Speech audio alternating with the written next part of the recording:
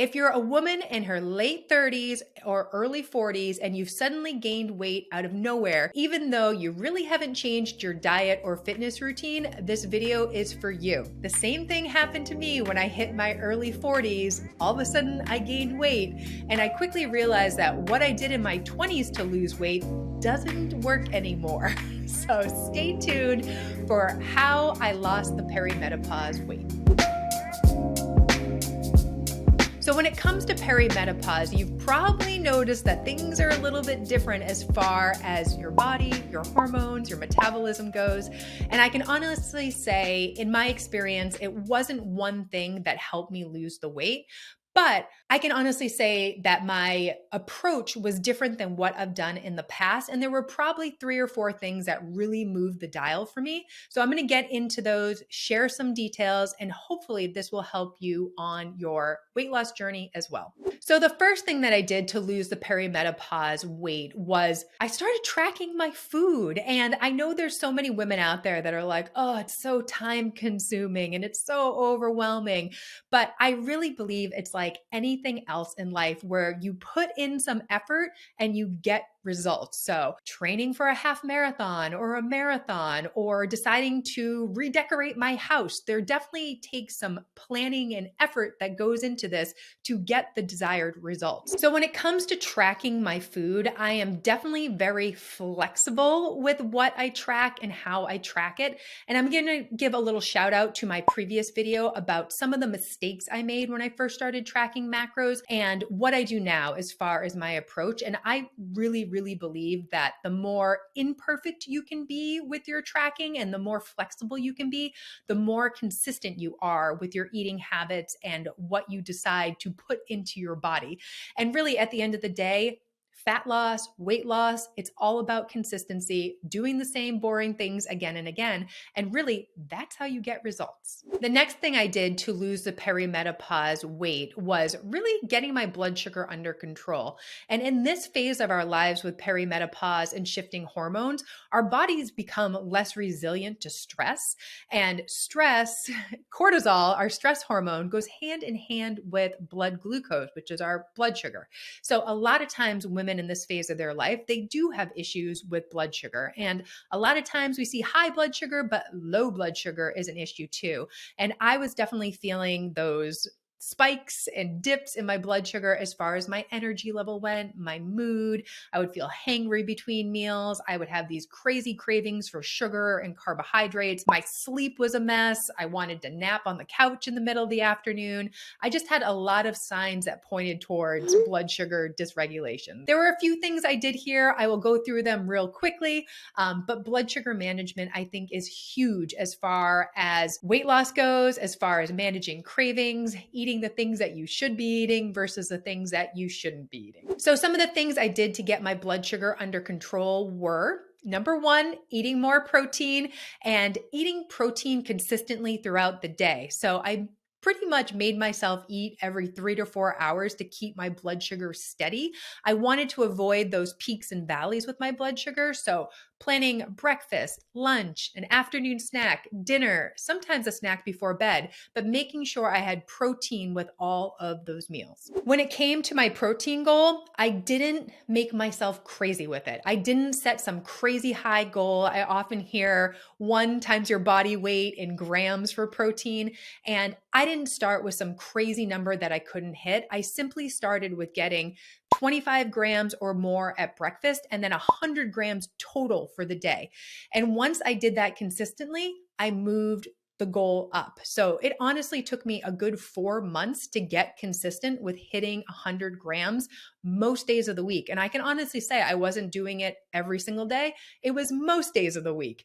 And it took me a while. It took me 4 months to get consistent with it. So if you're somebody that's just starting out with this macro tracking stuff, you want to lose weight, don't get frustrated if you're not hitting your protein goal every single day. Another thing that helped me get a better control of my blood sugar was being really smart with my carbohydrates, or at least picking carbohydrates that really nourished my body, fueled my body, had some fiber in them, but just better choices around those carbohydrates, because I was the person that would eat like a lot of sugary stuff, baked goods, tons of bread, a lot of wine and alcohol. And those were my carbohydrates. And I just made a much better effort with getting good quality carbohydrates from whole foods, ones that had fiber in them, and placing them around my workout. So before my workout, during my workout, after my workout. But I think being smart about my carbohydrates made such a difference as far as my blood sugar balance went.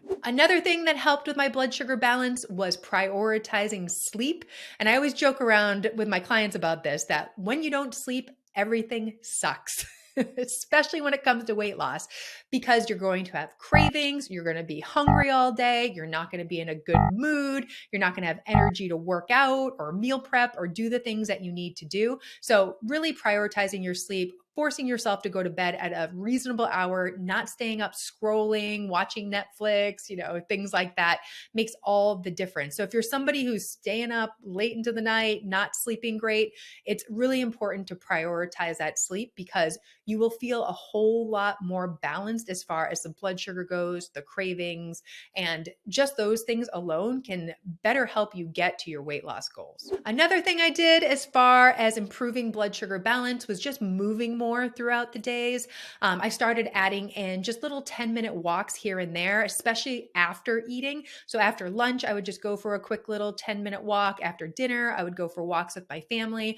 But just moving more throughout the day can just make your body more sensitive to the glucose that your body is processing. And it can be such a little thing to do that makes such a difference as far as your fat loss goals go. And then finally, I made sure to prioritize foods that are high in potassium, magnesium, and chromium, because all of those minerals are really good for blood sugar balance. So each week I would go to the grocery store, add my top favorites for potassium, magnesium, and chromium, and just make sure I shop for them and then got them into my house. And then the next week I would switch them up and add different ones. But really nourishing your body in the proper way and giving it what it needs can make all the difference as far as how you feel on the blood sugar front. And then speaking of minerals, since I love them so much, another thing that helped me just feel better as far as motivation goes to do the things that I need to do to lose the weight was fixing my electrolytes. I mean, getting enough sodium and potassium, it makes all the difference as far as having that spark that your body needs. But I just felt so much better. I just feel like I was dragging my ass out of bed every single morning, just not feeling like I wanted to work out. And once I really fixed these mineral deficiencies, I just feel so much better. My workouts are so much better. I can lift heavier. I can go faster. I'm a lot more consistent. And of course, building that muscle, I think that's what a lot of us want. I mean, it makes you more insulin sensitive. I mean, it makes you utilize those calories and whatnot better. So simply having more muscle on your body makes such a difference for how your body looks. And of course, like dealing with those vitamin and nutrient deficiencies, your body's going to be healthier. You're going to be able to do the things that you want to do. And then I really do believe that when you have a healthy body, it's easier to lose weight. So when it comes to tracking my food, I really started at the beginning as far as figuring out how much I was currently consuming. Because from there, I decided to take a small deficit. And what we do with our clients and what I recommend to women is not taking some huge deficit. You don't want to crash diet because one, you're going to be hungry, you're going to be miserable, you're going to have low energy.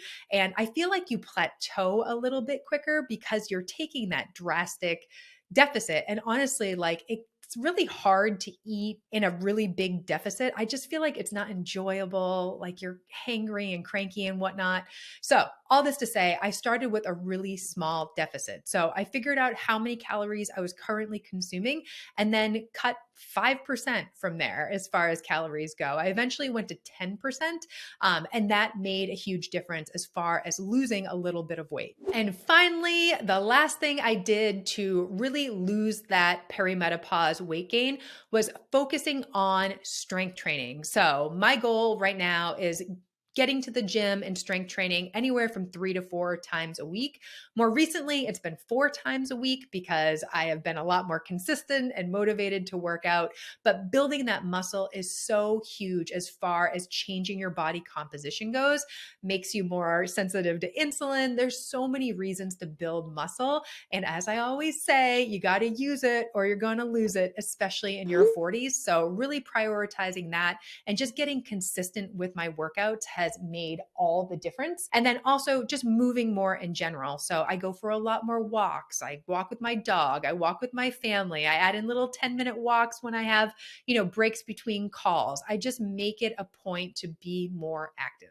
So if this video resonated with you, you have gained this weight out of nowhere, you're in perimenopause, you don't know where to start, I always start our clients with food and focusing on their nutrition. And I have a great freebie for you to get you started. So it's a hormonal health meal plan, and it comes with a grocery shopping list, a sample meal plan, tons of whole food recipes.